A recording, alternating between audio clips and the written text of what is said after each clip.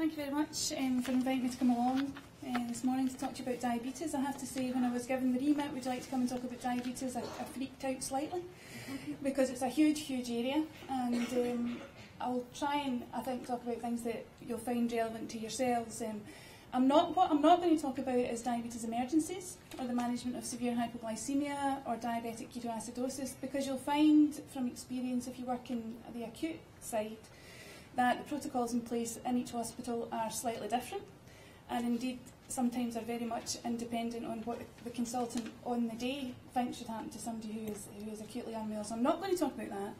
What I'm going to talk about, to try and raise your awareness maybe, is the importance of intercurrent illness in diabetes, and especially in your type 2 diabetic population, and talk a wee bit about what treatments we now use in type 2 diabetes, because you'll come across these things when you see patients on the ward, that they're on various different new medications which you might not be so familiar with.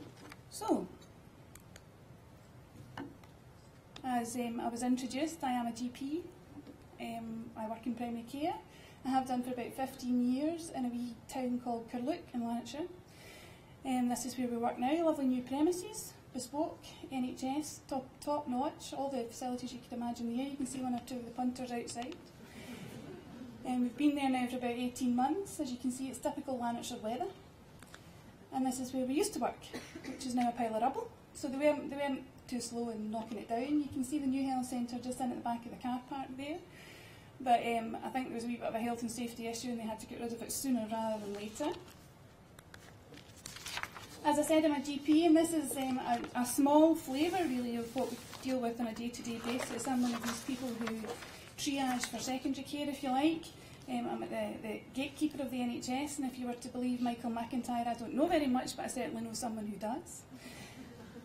And the things we come across in primary care are wide and varied. And it's probably just as well that this is the view from my consulting room window, which can be taken one of two ways, but I like to use it as a motivational technique. So, that's not what we're here to talk about. We're here to talk about diabetes, and as I say, this is a special interest of mine, and I have been responsible as lead clinician for the MCN in Lanarkshire for the past 3 years. And I thought it might be useful to start off just with setting the scene with the definition of diabetes. Now, this hasn't changed in recent years, and with the advent of Sign 116, which was published just a couple of years ago, it's still defined as a metabolic disorder of multiple etiology characterised by chronic hyperglycemia with disturbances of carbohydrate, protein and fat metabolism resulting from defects in insulin secretion, action or both. That's a bit of a mouthful. So essentially, your body just doesn't know what to do with the glucose that's kicking about. It can affect every system of the body, and these are some pictures really which we sometimes use for patients to describe what we're talking about in relation to a more holistic management of diabetes. You can see it's wide and varied, includes lots of drugs, things about diet and lifestyle, things about self-monitoring, things about complications, things about both cardiovascular complications and microvascular complications, so there's a lot to think about. That just gives you a flavour. Primary care and diabetes, which there's a big change now, certainly in Lanarkshire over the last 4 or 5 years, as to how diabetes in general is managed, and there's been a shift in the balance of care, if you like to speak the speak. And you can see that just from that diagram, which is fairly complicated, that there's lots of people involved with the care of somebody with diabetes at a primary care level before they even get to anywhere near an acute setting should something go wrong.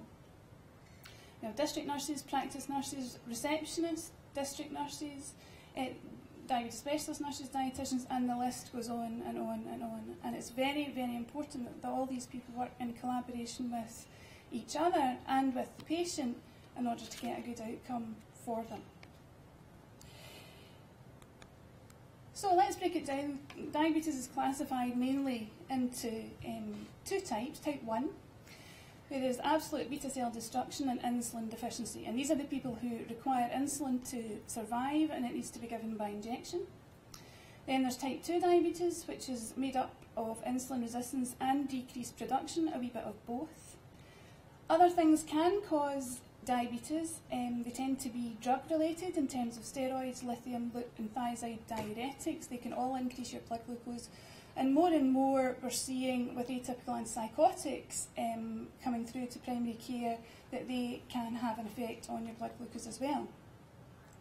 There are obviously secondary causes. If you develop pancreatitis and damage some of your pancreas so that it no longer works, cystic fibrosis is associated with it.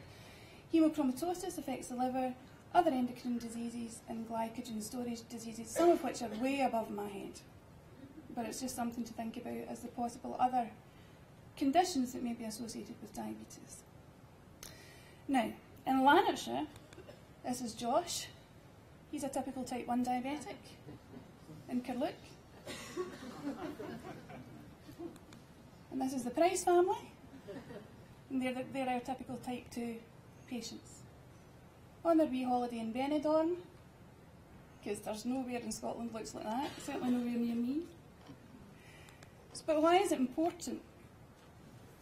A lot of people in Scotland have diabetes, about 4.6% at the last count, and this is based on figures from the Scottish Diabetes Survey 2010. Now, the Scottish Diabetes Survey 2011 is just in its draft form at the moment, so if I told you I would have to kill you. So it's 4.6 as of 2010. The vast majority of people with diabetes have type 2 diabetes. The prevalence is on the rise for both type 1 and type 2 diabetes. Type 2 linked to lots of things, but thought to be quite a lot to do with the increasing rise of obesity within the population. People are living longer. They're surviving better with complications due to improvements in treatment, and we're getting better at finding it. So the numbers are on the increase for lots of different reasons. However, the Scottish Public Health Observatory still estimate that there are about 20,000 people out there in Scotland who still have diabetes and we don't know about it. There's been a change in culture, as I mentioned previously, about who looks after these patients, which may lead to some of us being more skilled than others, and it has a huge impact on NHS resources in general. And it's estimated that the diabetes cost to the NHS is around 13% of its total expenditure. The disease is not curable, but it is controllable, and it may well be preventable. That's maybe a wee bit controversial. What about the burden of diabetes in patients? What about the burden of inpatient diabetes? Now, these figures are according to a national inpatient audit, which means it was done in England, but still national, in about 2010. And it stated that 15% on average of patients who were in hospital had diabetes. It was fairly wide-ranging, 6.9 to 24.3%, and these figures came from a snapshot of an audit that was done on a single day in November across over 100 sites.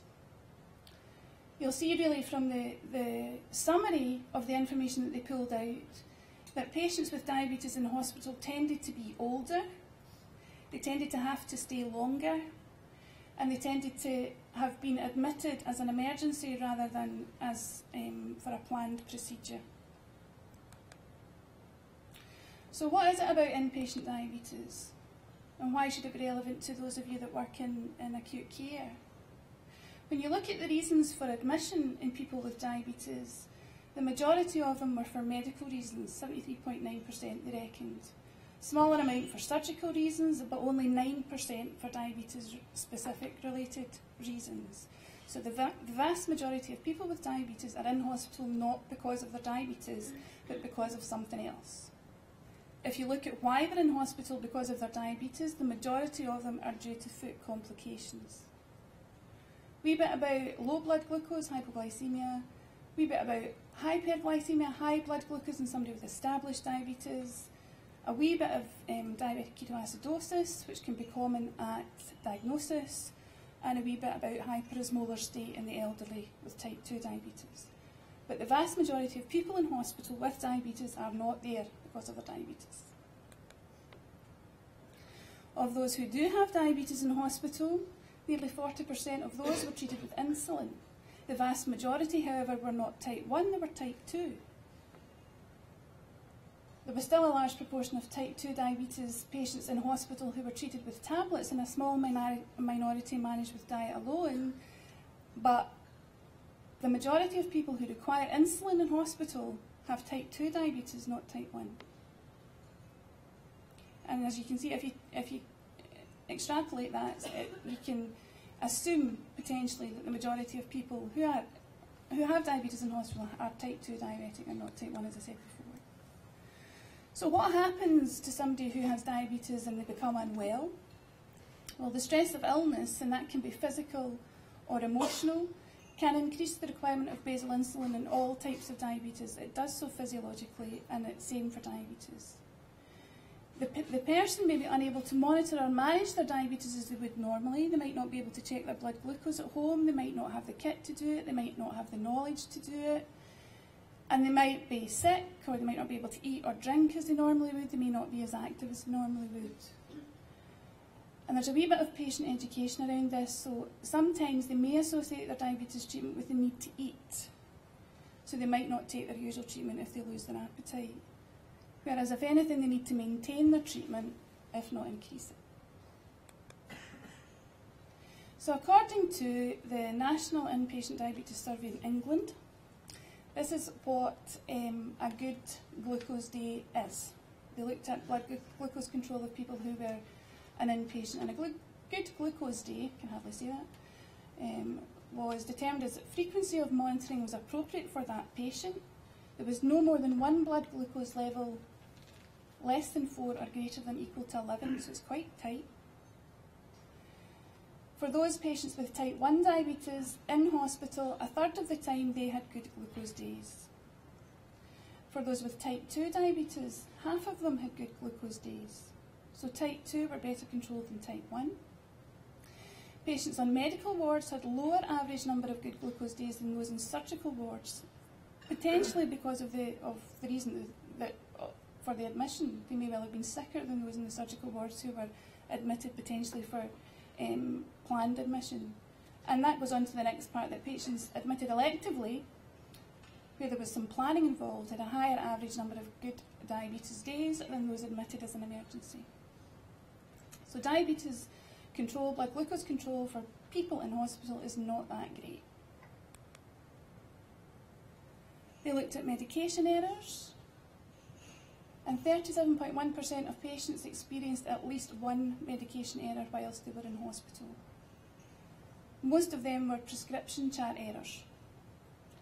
Insulin errors were more common than oral hypoglycemic agent errors, and that's maybe to do with the diversity of insulin that's in use out there for the treatment of diabetes.